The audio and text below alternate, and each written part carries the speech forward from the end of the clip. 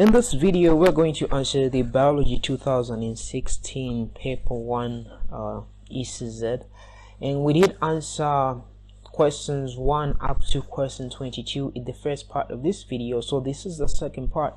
We're going to start on 23 all the way to the last question. So if you haven't seen the first part, I'm going to leave a link in the description of this video so that you can check the first part if you haven't seen that. So without wasting much time, let's go to question 23. The exoskeleton of insects is made up of A. Calcium phosphate, B. chitin, C. collagen, D. keratin. Okay, so calcium phosphate, no. I keep saying that when we are doing when we are solving multiple choice questions, we need to use what we call the elimination method. So we are going to eliminate the answers which are not so correct one at a time, so that we reduce the choices to those which gives us much more a high chance of scoring or picking the right answer. So it's not calcium, and definitely it's not collagen, keratin. So when you talk about keratin, we are talking about the skin, like it's associated with the skin. The right answer is B, chitin.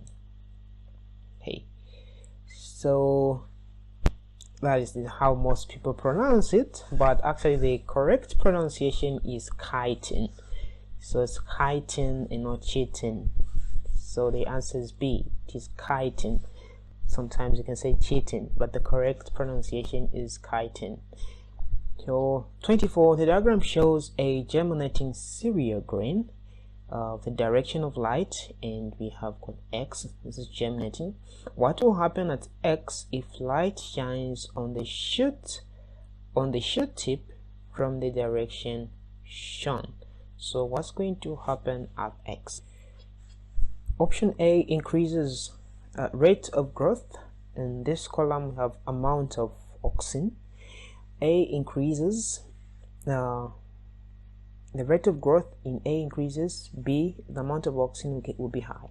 So first of all, you need to understand what are auxins. So we know that auxins, if we do know, that is, auxins stimulate growth in the tip of growing plants. That could be the root tip or the shoot tip.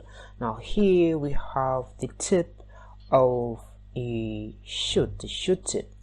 So auxins are present on the shoot tip here, and they stimulate growth by encouraging or inducing absorption of water by the cells on where there are more auxins. So auxins can be involved in two types of cell growth, or rather what we call tropic responses. Could be phototropic response or a geotropic response. So here, since this involves light, this is a phototropic response. So they're saying the diagram shows a germinating cereal grain. What will happen at X if light shines on the shoot tip from the direction shown? So what will happen at X? So the auxins, which are plant produced hormones, they are going to move where there is shade. So the shaded part here will be X, right? Here, that is where it will be shaded because light is coming from this direction, so you have shade here. So if you have shade here, that means the hormones produced by plants, the auxins, will migrate towards where there is shade. And when they are here, what will happen is that they're going to encourage the cells here to absorb more water, and which will mean that this part will grow more, and as it grows more, the plant will point towards the light, where the direction of light, where light is coming from. So this is what's going to happen. So let's check on the answers. The rate of growth will increase from A, definitely from X. So we are looking at what will happen at X. So here it will increase definitely, and the amount of auxin will be high. So it won't reduce, so not D, not C. Oxygen should be high, so not B. A is the correct answer. Rate of growth will increase, the amount of auxins will be high, and this plant will be positive phototropic. It will carry out a positive phototropic response. It will move towards the direction of light. Okay. The diagram below shows the longitudinal, question 25. The diagram below shows the longitudinal section through a shoot apex. Okay. Which labeled parts show the region of cell elongation? So when we talk about cell elongation helps or it contributes to the primary growth in shoots and roots. Then what we have here, this shows the section through a shoot apex, so at the top there, and at the apex, also known as the tip. So when we say apex, we're just talking about the tip, or apices in plural. That is where primary growth happens. So when we talk about the growth regions at the apex, we have got the cell division region, so we can cut it like just at the tip somewhere there. We have cell division 1, then secondary we have cell elongation, then third region we have the cell maturation. So this region can be for cell division, then this second region can be for cell elongation, then C and D probably can fall in cell maturation. So the best option here probably will be B. That is where we have cell elongation. A will be cell division at the apex of a shoot. So 26, the diagram shows a bean seed when planted and the same seed 2 days later. So when planted, this is how it was. In 2 days later, this happened. Okay, so which conditions are necessary for these changes to occur? Okay, what makes a plant grow? So A, suitable temperature, presence of water, presence of carbon dioxide, and presence of oxygen. All right, so if we were to eliminate, which one would we eliminate here? So we see that we can eliminate. So first of all, we can say, okay, presence of water. So we know that water is a must. It has to be there. So answers like C, which says that water shouldn't be there, are the ones we should cancel. Definitely wrong. And the other one we can cancel out. We know that we should have carbon dioxide, right? We definitely need carbon dioxide because our plant utilize carbon dioxide in the process of photosynthesis, and we know that is the process by which plants produce food, right? So by using carbon dioxide and water in the presence of light and chlorophyll, plants produce food, glucose. So we know we'll need carbon dioxide. So the ones which saying we don't need carbon dioxide, we are wrong and should be marked out. So B is definitely not the answer because we need carbon dioxide. And what else do we need? We need a suitable temperature, right? For example, the presence of sunlight. So definitely we need a suitable temperature. We need water. We need carbon dioxide. Oxygen, not really for the growth, because plant for them to produce food, to be able to grow, it needs carbon dioxide so that it gives out oxygen. So definitely this is our option. These are the things which are needed, and oxygen should not come along. Definitely it should not be part. Okay, so 27.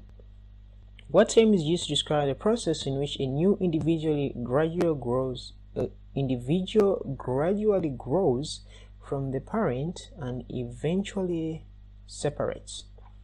What term is used to describe the process in which a new individual gradually grows from the parent and eventually separates? So we have A, budding, B, external fertilization, spore formation, and vegetative reproduction. So what will be the best option here? So when we talk about vegetative reproduction, I'll start with D. Vegetative reproduction, also known as vegetative propagation. You can have artificial or natural propagation. Artificial, which can involve grafting, grafting, cutting, or layering. This definitely does not cannot describe in which a new individual grows from the parent, like gradually grows from the parent and eventually separates. So this doesn't necessarily suit the description. Spore formation, we know this can come from fungi, and fungi can produce either sexually or asexually. So when we talk about an individual gradually growing from a parent, that is asexual reproduction. Is sure, definitely asexual reproduction. I think I'm right on this one. Then external fertilization, no. Okay, so the best option that we have here, the correct answer is A, budding. So budding is when you grow a bud from a parent and then individually it separates, so from the parent. So that is budding. So the best answer here is budding. And by the way, if you would like to register for tuitions, we do offer biology tuitions. The number to contact is in the description below. You can do that and you'll be in touch. Question 28. Which of these correctly identifies a natural and an artificial method of propagation? Okay, I've just talked about natural and artificial ways of vegetative reproduction, also known as vegetative propagation. So we've got natural and then we've got artificial here. So I think I'll touch on the artificial ones. Grafting, I've just mentioned grafting, cutting, and layering. These are the three types of common artificial vegetative propagation methods. So grafting definitely is an artificial one. So combs, but let's check here. We have combs, so this is out, D is out, suckers, and suckers here. Okay, so A qualifies. Combs, that's natural propagation. And so what are combs anyway? So combs are underground plant stems which store food, like onion, also called as solid bulbs, and these are plants like onion which have got those combs. So that's natural propagation. They can be a typical example of natural propagation. And grafting, a typical example of artificial vegetative propagation. 29. Flowers show adaptations for wind or insect pollination. Which of these adaptations are found in wind pollinated flowers? A, firmly attached, present, nectary, present. Okay, so we're talking about adaptations for wind or insect pollination. So first of all, if we look at the nectary, that is, we're talking about the presence of nectar. It should definitely be present if we're talking about insect, because insects are attracted by the nectar. They will come for the nectar, and they come to a flower for the nectar, definitely. So we should have that. So which flowers show adaptation for wind? Which of these adaptations are found in wind pollinated flowers? So this question actually wants to find for wind and not for insects. Adaptations for wind are found in wind pollinated flowers. So nectary shouldn't really be, it should be absent. So A out and B out. We go with either C or D. So the anther for wind, what is the anther? So the anther is the male part of the flower. It's part of the stamen. It's the male part of the flower, and the stigma is the female part of the flower, part of the pistil. So the anther should be loosely attached, as it will have the pollen grains. Okay, so we both C and D loosely attached. So stigma, should it be inside or outside the flower? So since it's about the wind, this should be ready to receive the pollen, so should definitely be outside the flower. So 29D. So we're going pretty fast this time so that we catch up more questions because of time. The diagram shows part of the placenta. In which number parts does the blood contain the highest amount of oxygen and nutrients? Alright, so we know, let us follow this structure here. So number one, as you can see, we've got the mother's artery. That is mother's artery here, here, and then we have the mother's vein there. This is the placenta, and then this is the umbilical cord rather. So this is the umbilical vein and the umbilical artery. Okay, so let us follow the direction of blood, and mother's artery here, it carries oxygenated blood, and it carries blood from the heart to all parts of the body. It brings blood to other parts of the body from the heart, and then the mother's vein carries blood away from carries blood back to the heart, or away from the other parts of the body to the heart. So in which numbered parts does the blood contains the highest amount of oxygen and nutrients? So we definitely see that 1 should have the highest amount of oxygen, definitely, because it's the mother's blood bringing in oxygen from the oxygenated blood from the heart to the placenta. So where we have 2 and 3, we eliminate. So we want 1, but the question is it 1 and 2, 1 and 3, or 1 and 4? So let's just check 2. So 1 and 2 do not qualify because we can't have oxygenated the highest amount of oxygen here as well as highest amount of oxygen here. Then we are definitely saying that nothing is happening here, so this is wrong. So 1 and 2 is wrong. So I forgot to mention, the best way we can practice together is that when you answer the question on your own before we do it together. You just pause the video, answer the question on your own, then after you do that, play the video again, so that we match your kind of being an active participant rather than being a passive one. So let's check on 1 and 3. So umbilical artery. So this is, so definitely the umbilical artery has got more oxygenated blood, so it should be 1 and 3, which is B. The umbilical vein, it takes blood away, which has got less oxygen. The diagram shows part of the male reproductive system, that one. Which part is cut during a vasectomy? Okay, so which part is cut during a vasectomy? So definitely not D, and definitely not C. That would be really helpful. And definitely this is the bladder. This is the bladder, so definitely not B. A vasectomy, it tries to separate the testicles and to cut the connection between the testicles and the penis. So here what we have is this one here, A. During a vasectomy, A will be a correct answer. Which of the following is not the cause of infertility in human beings? Alcoholism, blocked oviducts, use of antibiotics, weak sperms. Okay, so being an alcoholic or alcoholism,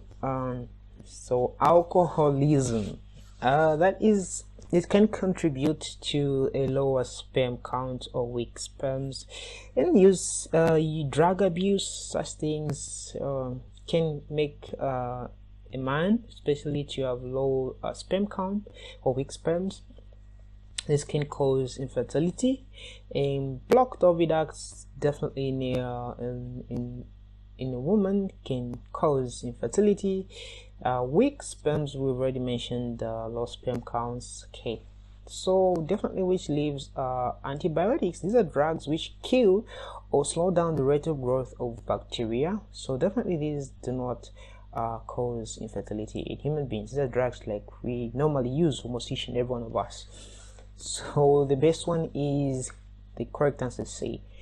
These others definitely will cause infertility in human beings.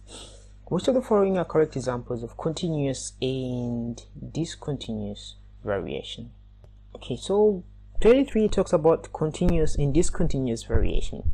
So continuous variation, the difference is between continuous and discontinuous variations that continuous variations are affected by genes in the environment, while discontinuous variations are affected only are caused or only by genes, or controlled only by genes only.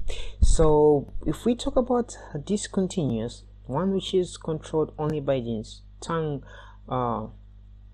rolling, body mass. So we say body mass cannot be affected by body mass cannot just be affected by genes. There are factors which are involved as well. You need the right environment to gain body mass or to lose body mass, and it's not just only genes. So discontinuous variation is affected only by genes. So C definitely goes out. So when you talk about discontinuous variation, it's just this or that. You cannot say I'm slim, then definitely that is the way I am, nothing can be done about it, so we can change. Okay, so discontinuous variation are the ones which we say, okay, if you're male, then definitely you're male. There's no two ways about it. You can't just say, no, I'm going to become female unless with some other artificial surgery or something else. But naturally, you're male, you're male, you're female, you're female. So now that is a discontinuous variation. And the other thing is also tongue rolling is a discontinuous variation. Rather, skin color and eye color probably can be affected. Skin color can be affected by the environment. Body mass can be affected by the environment. And tongue rolling is a discontinuous variation.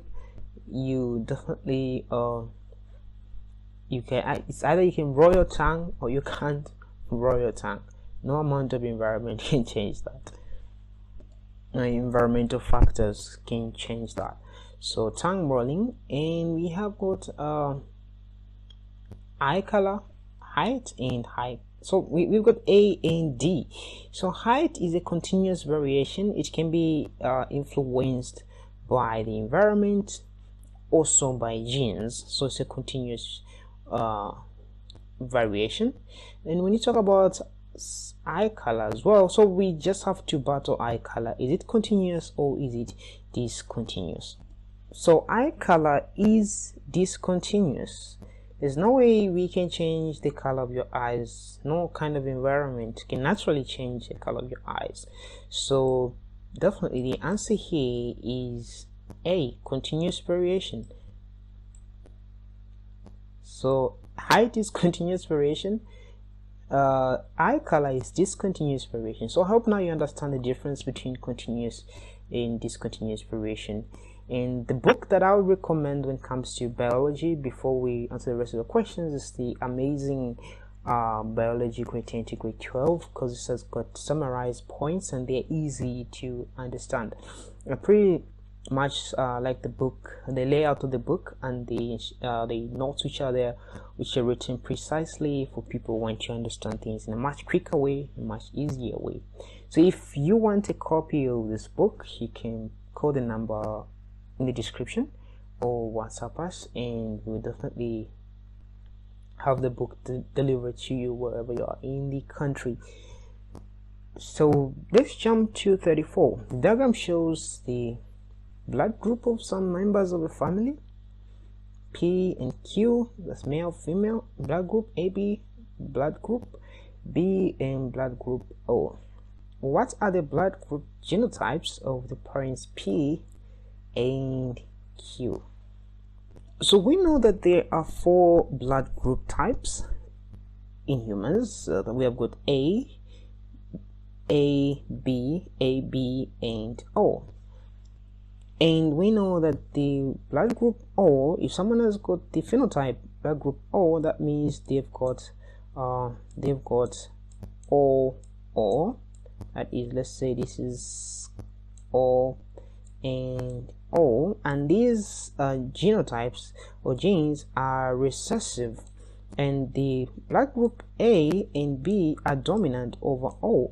So if it happens that the offspring, one of the offspring has got this type of genotype, that means that the 2 parents, they both contributed 1. So definitely this one is coming from somehow this one, and the other one is coming from that one here. So that is one of the genotype.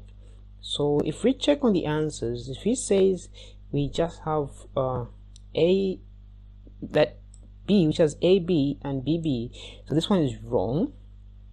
And definitely, since we have got blood group AB here, it means that definitely one of the offspring has got phenotype AB, so it must have gotten A from this parent and B from the other one. Okay, so the genotype of the parents must be A, O, and A, and B, O. So A, O, B, O. Okay, so since we have A, B here, so this will come here, B, like that. So this is the answer, is A. That's the correct answer, A, O, and B, O. Okay, so we'll do much more on this in the lessons, and how we can draw the diagram for the genotypes and the phenotypes. 35. What type of plants are shown in the diagram below? So now ferns are non-flowering plants, angiosperms are flowering plants, and we say that. So here we need they have the angiosperms and the coniferous, most ferns. So ferns are got small leaves, they don't have seeds. Okay, they don't have seeds. And the moss definitely has this protruding kind of the protruding part on top. This is the moss, so 4 should be the moss.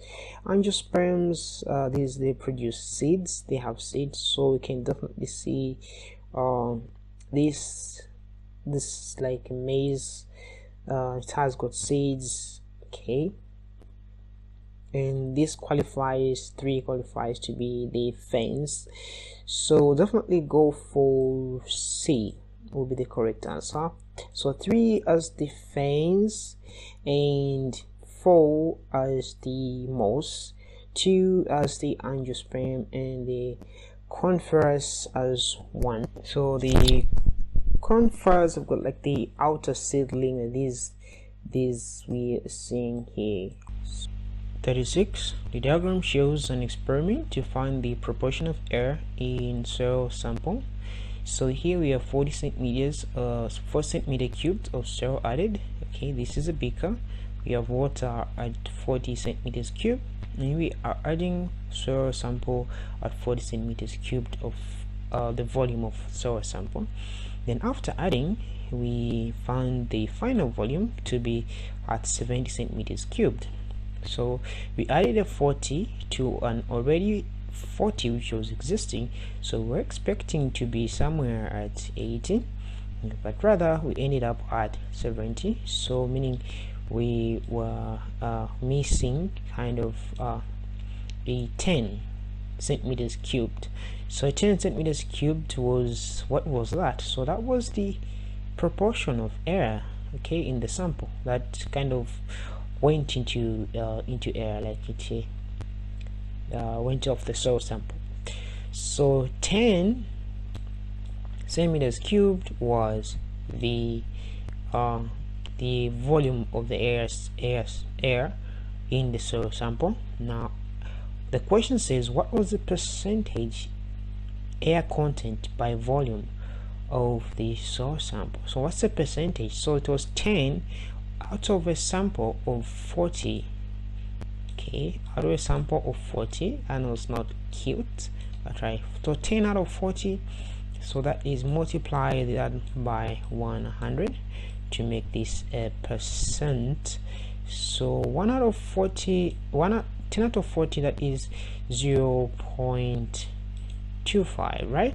That is 0.25. Multiply this by 100, that gives you 25%. 25%. So the percentage air content by volume of the soil sample is 25%. The following organisms are found in an ecosystem: grass, snake, grasshopper, bird. Which of the following food chains correctly represents the feeding relationship in this ecosystem?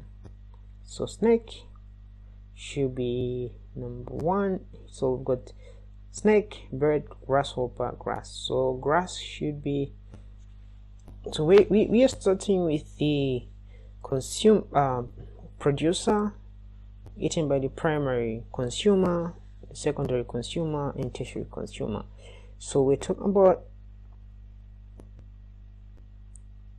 which is 1, the grass as a producer. So the correct answer should be grass being eaten by the grasshopper. Then we have the eating the grasshopper, right? Bird eating the grasshopper, so which is 4, 3. Then the 4, which is the bird being eaten by the snake. So I think 2 will be the correct answer in the ecosystem. The diagram below shows a simple food web. Which one of the following organisms in the food web is a primary consumer? So here we've got the plant, mouse, plant, rabbit, eagle or fox, rabbit, flea. Which of the following organisms in the food web is a primary consumer? So from primary producer, we have a primary consumer, which you can say mouse, but we don't have mouse here. So it can be fox, it can be plant, it can be rabbit, flea. Okay, so it will be the rabbit, which is B as the correct answer. Here, 39. The diagram below shows part of the carbon cycle. What process is represented by the arrow X? So from animals directly to carbon dioxide, then plants, then you got dead matter here. So what process is represented by the arrow X? So plants take in carbon dioxide, right? Then animals eat the plants or consume the carbon dioxide from the get the carbon dioxide from the plants. So animals give out the carbon dioxide through decay, nutrition. So this can be nutrition, not photosynthesis. Animals not carry out photosynthesis, so rather it should be respiration, which is the production of energy in the body, and by using oxygen. Okay, the reaction of glucose and oxygen. So this gives out carbon dioxide. So this process by which animals produce carbon dioxide, like we breathe out carbon dioxide as a result of respiration, which happens inside the body. Okay, so D is the correct answer. 40, which has to be the last question. Which two poisonous substances are found in motor exhaust fumes? Motor exhaust fumes. Okay, so car exhaust fumes or motor exhaust fumes, they contain they've found a lot of dangerous chemicals in there. So from carbon monoxide, carbon dioxide, to nitrogen oxides, sulfur dioxide, benzene, hydrocarbons, and other particles. So we're not talking about asbestos, lead, nitrogen oxides, and sulfur dioxide. So this is the correct answer. So we'll see you in the next video.